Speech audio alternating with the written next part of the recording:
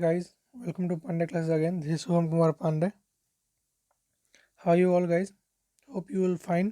Okay, today हम लोग जो आज पढ़ने वाले हैं आज, ठीक है, ज़्यादा इंग्लिश नहीं करते हैं, नहीं तो फिर बोलिए कि ये ज़्यादा इंग्लिश कर रहा है। कोई दिक्कत नहीं है। देखिए आज जो हम लोग पढ़ने वाले हैं वो केमिकल रिएक्शन इक्वेशन का third lecture that is rancidity corrosion के बारे में पढ़ने वाले हैं, जो कि लास्ट टॉपिक भी है। इसमें कुछ कुछ 10-12 क्वेश्चन भी हैं बोर्ड के। उसके बाद ये टॉपिक चैप्टर खत्म हो जाएगा। उसके बाद हम लोग क्या पढ़ेंगे, पॉलिटिकल साइंस में भी पढ़ें या फिर इकोनॉमिक्स पढ़ें, देख लिया जाएगा क्या पढ़ना है, but we will deal with it first. Okay, चलिए शुरू करते हैं। देखिए आज जो हम लोग को पढ़ना है वो कोरोजन और रेंसिडिटी के बारे में। देखिए जो ऑक्सीडेशन और रिडक्शन हम लोग कल पढ़े थे, जिसमें बात कर रहे थे ऑक्सीडेशन क्या होता है, कि ऑक्सीडेशन का जुड़ना या लॉस ऑफ इलेक्ट्रॉन या हाइड्रोजन का हटना, ये सब क्या बोलते हैं, इसको ऑक्सीडेशन बोलते हैं। तो ऑक्सीडेशन जो होता है ना, जनरली हमारे डेली लाइफ में वो होता है। जैसे आप एग्जाम्पल दें, कभी आपने सुना है कि जब बाहर आजकल तो सबको मीटर लग गया, नहीं तो पहले क्या था कि लोग ना चुरा के बिजली यूज करते थे। तो वो क्या करते थे कि they were put a wire on, मतलब जो मेन वायर आ रहा होता है उस पर अपना वायर लगा करके क्या करते थे, करंट घर में लेते थे, ठीक है। लेकिन कभी कभी ना उस पर ना स्पार्क होने लगता था, and that spark is due to oxidation. क्या होता है वहाँ पे, ऑक्सीडेशन होने के कारण वहाँ पे स्पार्क होता था, वहाँ पे बिजली निकलती थी। वो सब किसके कारण होता था, ऑक्सीडेशन के कारण होता था। पहले बात कर लेते हैं हम लोग कोरोजन क्या होता है। देखिए the phenomenon due to which metals are slowly eaten away by the reaction of air water and chemical present in the atmosphere called corrosion. Corrosion का मतलब है जंग लगना, ठीक है। देखिए कि मेटल पे, जो कि मेटल को धीरे धीरे खाने लगता है, कौन खाने लगता है, एयर खाने लगता है, वाटर खाने लगता है, या फिर कोई केमिकल जो कि एटमॉस्फेयर में मौजूद है, जिस फिनोमिना से मेटल को ना खाने लगे, खाने मतलब क्या, मेटल को खराब करने लगे, and that phenomena is known as corrosion. समझ में आया। The phenomena by which metal is gradually eaten by air water और chemical present in atmosphere is known as corrosion. देखिए आयरन आर्टिकल क्या होता है, बहुत ही शाइन होता है जब नया होता है तो, लेकिन जब धीरे धीरे इसको क्या करते हैं, धीरे धीरे क्या होता है, रेडिश ब्राउन कलर का इसमें कोट लग जाता है, एंड दैट कोट जो कि पाउडर होता है, जो कि बहुत दिन तक रहता है उसके साथ, ठीक है। And this process is commonly known as rusting of iron. देखिए कोरोजन का ही, जब आयरन में होता है कोरोजन, तो उसको हम लोग बोलते हैं रस्टिंग। क्या बोलते हैं, रस्टिंग। वैसे ही ब्लैक कलर का होता है सिल्वर पे, और ग्रीन कलर का होता है कॉपर पे।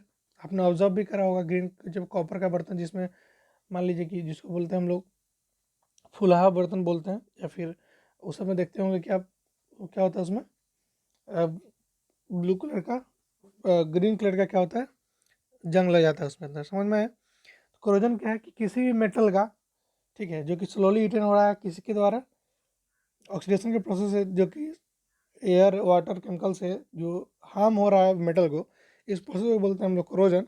और अगर आयरन में हो तो उसको बोलते हैं हम लोग रस्टिंग ऑफ आयरन, ठीक है। और सिल्वर में ब्लैक कलर का होता है, और ब्रास और कॉपर में ग्रीन कलर का, ठीक है। नेक्स्ट अब बात करते हैं इफेक्ट ऑफ कोरोजन। कोरोजन के क्या क्या इफेक्ट हुआ था। तो पहला इफेक्ट बोलता है क्या कि corrosion cause damage to the car bodies, car के बॉडी को डैमेज करता है, ब्रिज को डैमेज करता है, आयरन के रेलिंग को डैमेज करता है, ships of all object metal, जितना भी ऑब्जेक्ट मेटल से बना हुआ है, specially those made of iron, जो आयरन से बना हुआ है उसके लिए तो काफ़ी हार्मफुल करता है, लेकिन बाकी सब मेटल तो कुछ कुछ रेजिस्ट भी करता है, बट आयरन नॉट, ठीक है। Corrosion is a wasteful process in most cases, ठीक है। एवरी ईयर, बहुत साल, टन के टन क्या होता है मेटल, जो कि स्पेशली आयरन होता है, वो वेस्ट हो जाता है कंट्री के द्वारा। It is quite necessary to prevent corrosion. इसलिए बहुत ही ज़रूरी है कि कोरोजन से बचाव रखा जाए, नहीं तो बहुत लाखों के लाखों टन क्या होता है, हमारा बर्बाद हो जाता है, क्या, मेटल बर्बाद हो जाता है, ठीक है। नोट क्या करना है कि in case of aluminium corrosion is not prove to be waste. Aluminium के केस में उसका कोरोजन वेस्ट नहीं माना जाता है, बिकॉज एल्युमिनियम क्या करता है, वो और स्ट्रॉन्ग बना देता है, ठीक है। इसी कारण उसको क्या बोलते हैं हम लोग, कि कभी कोई कोरोजन है इफेक्ट हार्मफुल नहीं, यूजफुल भी बन जाता है। जैसे कि देखिए मान लेते हैं कि अगर अगर कोई चीज़ ना आपके शरीर को टच कर रहा है, ठीक है, और शरीर को कवर कर रहा है, तो अगर आपको नहीं परेशानी ये दे रहा है, तो आपके बाहर से तो आपको प्रोटेक्ट कर रहा है ना, ठीक है, तो उसका आपके लिए क्या हो जाएगा, वो यूजफुल हो जाएगा। लेकिन अगर वो खुद आपको हार्म करके लगा हुआ है, तो इट मीन्स ये क्या है, एक वेस्ट है। समझ में आया? कोई दिक्कत? चलिए नेक्स्ट अब बात करते हैं डेंसिटी के बारे में, ठीक है। देखिए डेंसिटी क्या होता है It is the process of slow oxidation of oil and fat which are volatile in nature present in the food material resulting in the change of smell and taste of them. खाना का सड़ना को क्या बोलते हैं हम लोग? Rusting बोलते हैं। देखिए रेफ्रिजरेटिंग बोलते हैं। क्या होता है? एक स्लो ऑक्सीडेशन प्रोसेस है जिसमें कि तेल और जो फैट होता है, ठीक है, जो कि नेचर में बहुत वोलेटाइल होता है, मतलब कि बहुत ही खतरनाक होता है। वोलेटाइल मीन्स होता है जैसे कि विस्फोटक, ठीक है, प्रेजेंट इन फूड मटेरियल यानी खाना में मौजूद होता है, जिसके कारण खाना क्या हो जाता है? सड़ जाता है, खाना क्या खट्टा हो जाता है, खाना क्या खराब हो जाता है, खाने में क्या होता है? स्मेल बदल जाता है, ठीक है। और इससे बचना है तो हम लोग क्या करना होगा? Packing of food material into air tight container. इसके लिए क्या करना होगा? खाना को एक एयर टाइट कंटेनर में बंद रखना होगा। दूसरा क्या? रेफ्रिजरेटर में खाना बनाया हुआ खाना को रेफ्रिजरेटर में लो टेम्परेचर पर रखना होगा, ठीक। तीसरा क्या? Packing of food item like potato wafers etcetera in a packet containing nitrogen gas instead of air. Air में ना हो कि नाइट्रोजन गैस के साथ फिलअप करके और पैकेट में इसको क्या करते हैं हम लोग?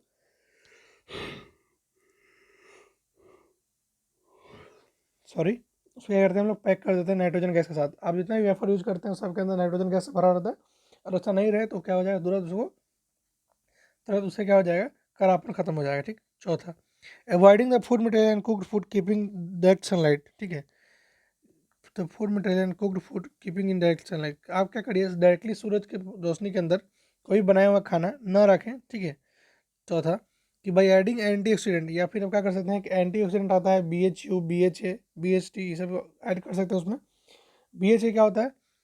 मतलब क्या होता है? ब्यूटिलेटेड हाइड्रोक्सी एनिसोल, ठीक है, या फिर ब्यूटिलेटेड हाइड्रोक्सी टोलिन के बारे में आपको इसमें डाल दीजिएगा तो क्या हो जाएगा कि अच्छा एंटीऑक्सीडेंट काम करता है। और जो भी एंटीऑक्सीडेंट होगा ऑक्सीडेशन से बचाएगा, और ऑक्सीडेशन नहीं होगा तो खाना नहीं खराब होगा, ठीक है। समझ में आया? ये जो आपको BHA और BHT है, आप जब आगे 12th में आइएगा तो आपको पॉलीमर में ये सब पढ़ना होगा, बायोमोलिक्यूलर में पढ़ना होगा कि BHA, BHT, उसके बाद आप ग्लूकोज का पढ़िएगा, alpha glucose, beta glucose, L glucose, glycogen, ठीक है, MF फॉर्म, ये सब आप पढ़िएगा का बायोमोलिक्यूलर में क्लास 12th में, और पॉलीमर में क्लास 12th में, ठीक है। फिलहाल तक के लिए आप इतना ही जानिए। एसिडिटी क्या होता है? जिससे कि खाना खराब हो जाता है ऑक्सीडेशन के द्वारा। उसको बचाने के लिए क्या क्या कर सकते हैं? एयर टाइट कंटेनर में बंद रख सकते हैं। दूसरा कि उसको रेफ्रिजरेटर में रख सकते हैं। तीसरा क्या? जो भी वेफर ऊपर रखे हैं उसको पैकेट में नाइट्रोजन गैस से फिलअप करके तब पैक करें। चौथा क्या? डायरेक्टली किसी खाना को सनलाइट के अंदर आगे ना रखें। चौथा क्या? हम लोग एंटीऑक्सीडेंट का यूज़ कर सकते। देखिए ऑक्सीडेशन से खराब हो रहा है तो एंटीऑक्सीडेशन यानी कि उसको ठीक करने वाला क्या हो जाता है? BHA, BHT यानी कि ब्यूटिलेटेड हाइड्रोक्सी एनिसोल या ब्यूटिलेटेड हाइड्रोक्सी टोलिन यूज करके हम लोग क्या कर सकते हैं? इसको सेव कर सकते हैं, ठीक। उससे पहले अगर आपको कोरोजन से बचना है तो कोरोजन से बचने का नहीं दे रखा है यहाँ, बताते हैं आपको कोरोजन से बचने के क्या करिए। जैसे कि रेंसिडिटी से बचने के लिए तो आप इतना कुछ समझ गए, लेकिन कोरोजन से बचने के लिए क्या करिएगा? पहला, आप ना पेंट कर दीजिए मेटल पे। क्या कर दीजिए? पेंट कर दीजिए। दूसरा क्या? गैल्वनाइजेशन टेक्निक होता है एक, गैल्वनाइजेशन टेक्निक, वो यूज कर सकते हैं।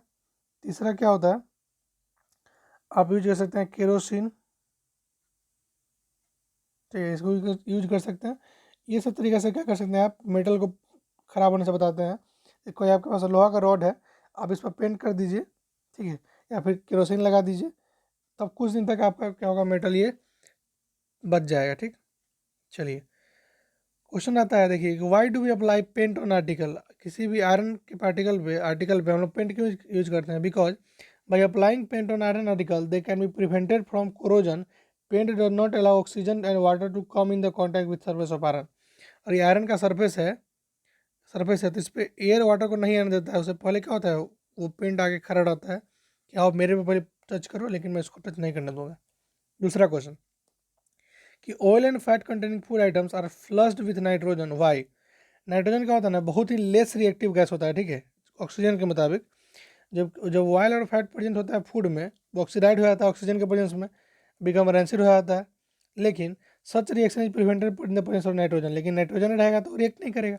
ऑक्सीजन रहेगा तो ऑक्सीडेशन कर लेगा ना, तो लेकिन नाइट्रोजन पे तो नहीं कर पाएगा।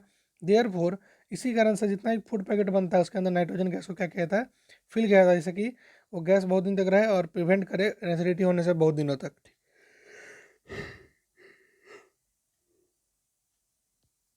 Next, explain the following in term of gain और loss of electron with two example. पहला, ऑक्सीडेशन। ऑक्सीडेशन क्या होता है? It is the process in which loss of electron होता है, ठीक ना। देखिए तो, और क्या कर सकते हैं? ठीक है, रिडक्शन को भी देख लीजिए। पहले ऑक्सीजन का देखिए, यहाँ पे क्या था 2Na था और यहाँ पे क्या हो गया 2NO हो गया, यानी कि ऑक्सीजन बढ़ गया, तो क्या हो जाएगा यहाँ पे ऑक्सीडेशन। दूसरे में देखिए H2 था और वाटर से जुड़ गया तो क्या हो गया ऑक्सीडेशन, यानी कि वाटर का बढ़ना क्या होता है ऑक्सीडेशन होता है। ठीक है, नेक्स्ट रिडक्शन की बात करें, देखिए रिडक्शन क्या होता है, जब process in which oxygen remove from substance, देखिए वही दिया हुआ है, CuO से Cu बन गया, यानी क्या हो गया ऑक्सीजन ऑक्सीजन खत्म हो गया इसमें से, PbO से Pb बन गया, यानी ऑक्सीजन निकल गया इससे, और ऑक्सीजन निकलना क्या होता है रिडक्शन होता है, वही दिया हुआ है आपको। ठीक, समझ में आया। Next identify the following oxidising oxidant in the following reaction. PbO4 और 8HCl जो बनता है इससे PbCl2 और Cl2+4H2O बनता है। इसमें आपको बताना है पहला में क्या ऑक्सीडाइजिंग एजेंट है, दूसरा में क्या ऑक्सीडाइजिंग एजेंट है। ऑक्सीडाइजिंग एजेंट क्या होता है, जो कि खुद को रिड्यूस करता है दूसरे को ऑक्सीडाइज करता है, खुद को रिड्यूस करता है दूसरे को ऑक्सीडाइज करता है, उसको बोलते हैं ऑक्सीडेशन। देखिए कुछ कुछ बात आपको बताना बहुत जरूरी हो जाता है, जैसे कि देखिए कुछ बोले कि ऑक्सीडाइजिंग एजेंट क्या होता है, ऑक्सीडाइजिंग एजेंट और व्हाट इज रिड्यूसिंग एजेंट। देखिए ऑक्सीडाइजिंग, जैसे कि आप समझिए कि LIC का एजेंट होगा और कोई होगा LIC, यहाँ पे LIC से, प्लीज़ डोंट माइंड, मैं समझाने के लिए बता रहा हूँ।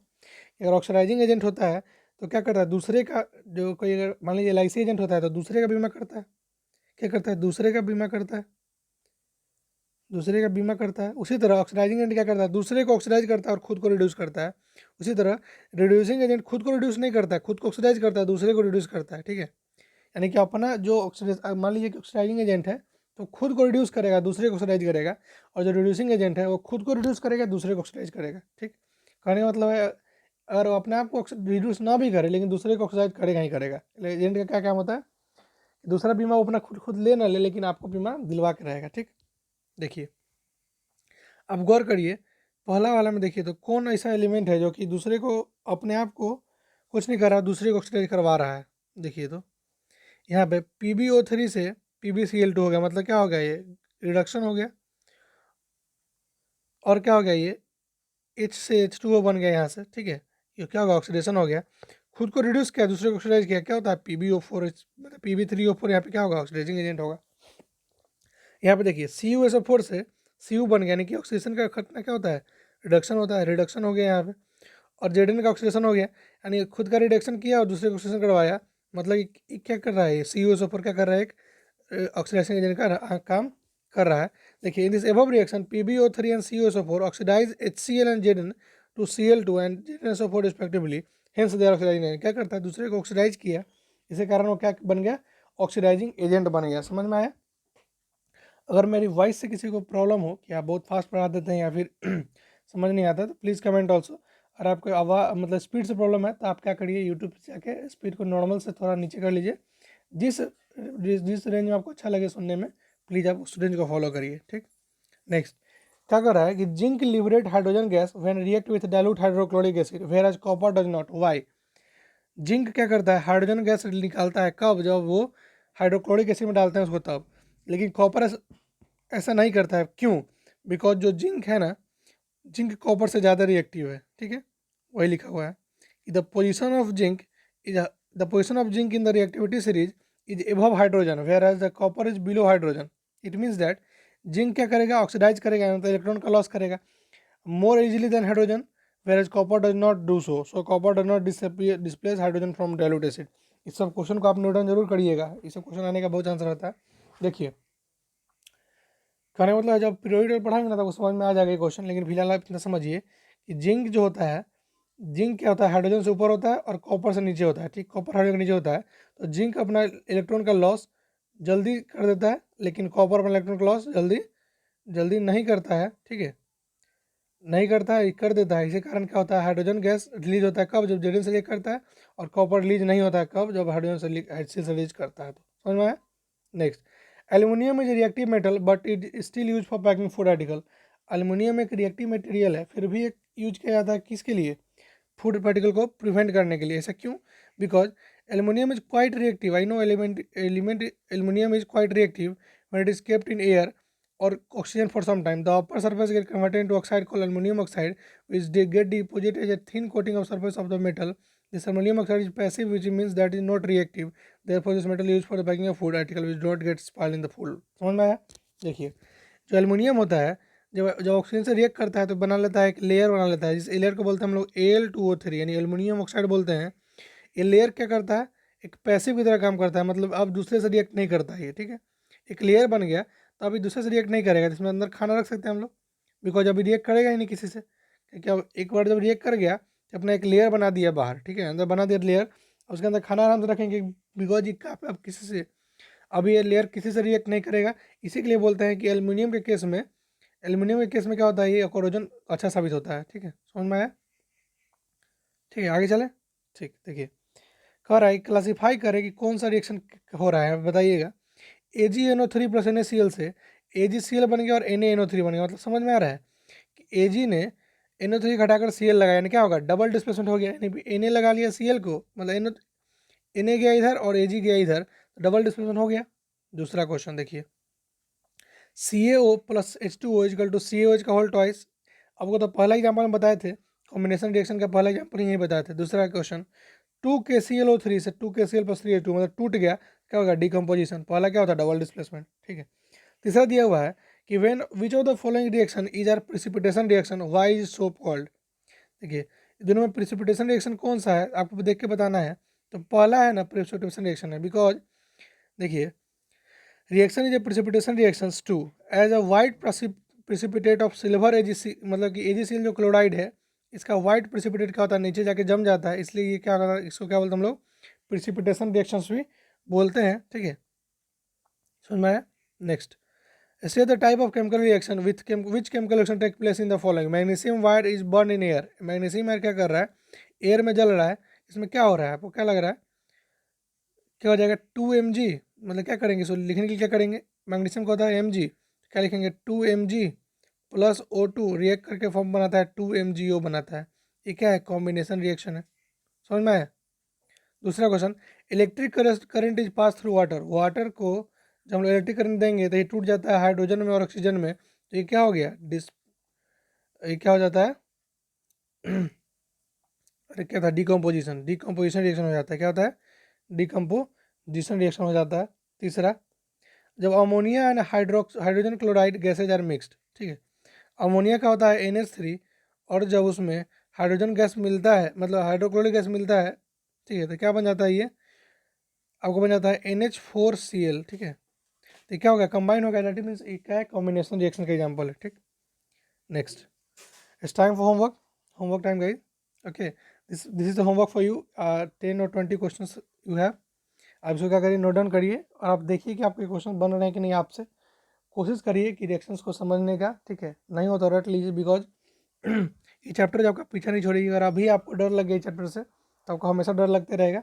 यानी कि अभी आप देखिएगा CaO तो बोलिएगा अरे बाप रे क्या है, MgO तो ये क्या है, Al2O3 ये क्या है, आप बस देखते जाइए, आपको कुछ दिनों के बाद ये सब आपको खुद पर कुछ समझ में आ जाएगा, अभी नहीं समझ में आएगा, आई नो कि अभी आप बच्चे हैं, जब से जैसे जैसे चैप्टर बढ़ते जाएगा आगे आपको बार बार देखिएगा एक ही चीज़ तो आपको याद हो जाएगा, जैसे पढ़ते रहिए, बुक पढ़िएगा तो आपको समझ में आ जाएगा Al2O3 को हम लोग एल्युमिनियम सल्फेट बोलते हैं, एल्युमिनियम ऑक्साइड बोलते हैं कि क्या बोलते हैं, ठीक है, CaO को क्या बोलते हैं, कैल्शियम हाइड्रोक्साइड बोलते हैं, कैल्शियम ऑक्साइड बोलते हैं, कैल्शियम कार्बोनेट बोलते हैं, देख के समझ में आ जाएगा, देख के समझ में आएगा तो समझ में आ जाएगा कि जब जब सिंपल CaO हो तो हम लोग ऑक्साइड सीधे अगर O लगा हो, किसी चीज़ में सीधे O लगा हो मेटल में, तो हम लोग बोलते हैं उसको मेटल ऑक्साइड, क्या बोलते हैं, मेटल ऑक्साइड। और मेटल कुछ हो सकता है, ZnO, CaO, HCO, ठीक है, जो भी हो उसको हम लोग क्या बोलते हैं, मेटल ऑक्साइड बोलते हैं। वहीं अगर OH लग जाएगा किसी भी मेटल का तो उसको बोलेंगे हम लोग हाइड्रोक्सी, क्या बोलेंगे, हाइड्रोक्सी बोलेंगे, यानी कि कैल्शियम हाइड्रोक्स, ठीक है, ये क्या हो जाएगा, कैल्शियम, ठीक है, ऑक्साइड बोल देंगे, ठीक है। उसी तरह CaCO3 हो जाएगा, मतलब जब भी CaCO3 है या फिर कोई भी मेटल के साथ CO3 लगा रहेगा तो उसको बोलेंगे मेटल कार्बोनेट, क्या बोलेंगे, मेटल कार्बोनेट, क्या है, कैल्शियम कार्बोनेट है, ठीक है। आगे चलते हैं। So for PDF join us now and do subscribe our channel if you haven't subscribe it yet, okay, and thank you so much guys, hope you all enjoy the session.